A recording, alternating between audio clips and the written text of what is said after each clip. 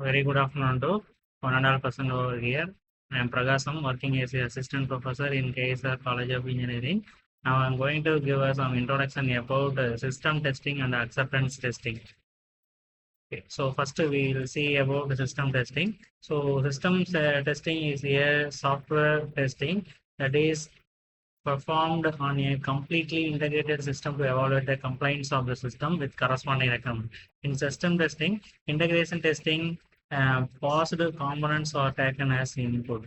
The goal of integration testing is to detect any irregularity between the units that are integrated. System testing detects the defects within both the integrated units and the whole unit. The result of the system testing is the observed behavior of a component or a system when it is tested.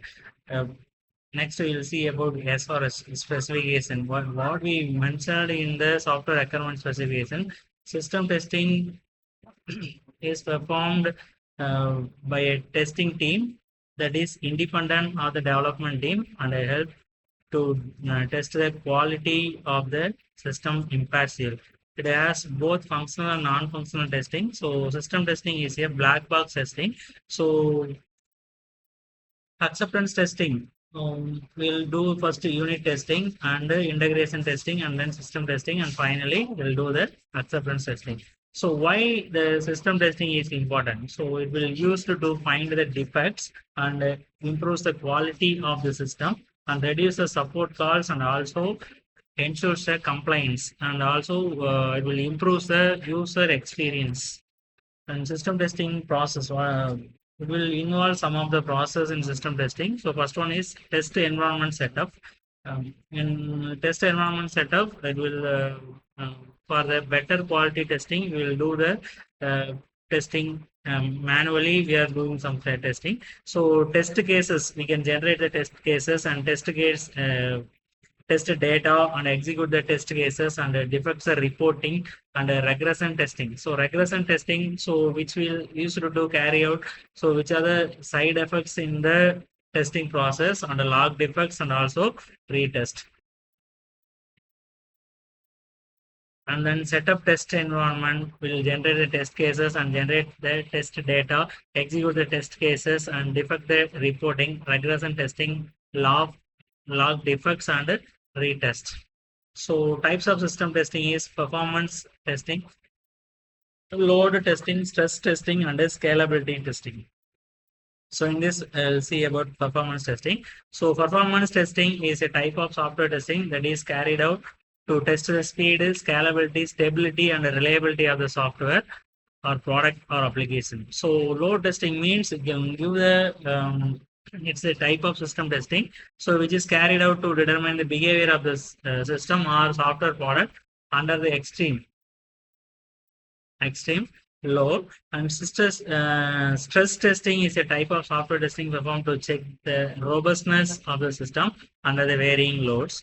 So scalability testing, which is a type of software, this is a type of software and system testing. So which is carried out to check the performance of a system of software application or system in terms of its capability to scale up or scale down the number of user requested. So advantages in system testing. So the tester do not require more knowledge of programming to carry out this testing.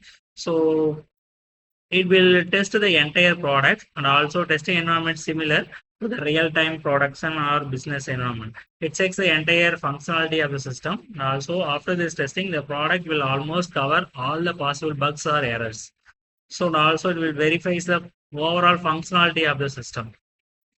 So main disadvantages, these are some of the disadvantages. So functional testing checks an application, website or system to ensure that it is doing exactly what it is meant to. So unlike other types of testing that might focus on performance, security or usability, functional testing is primarily concerned with the correctness of the application functionality.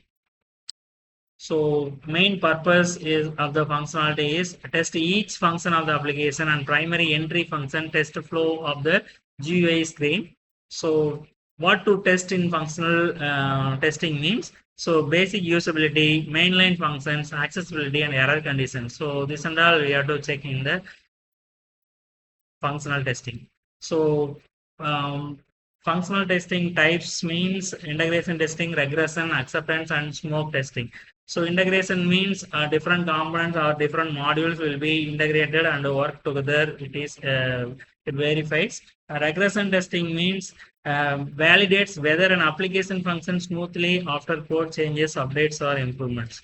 So acceptance testing means users or customers verify that the software meets their requirements, and smoke testing, so core functionalities will be correctly worked.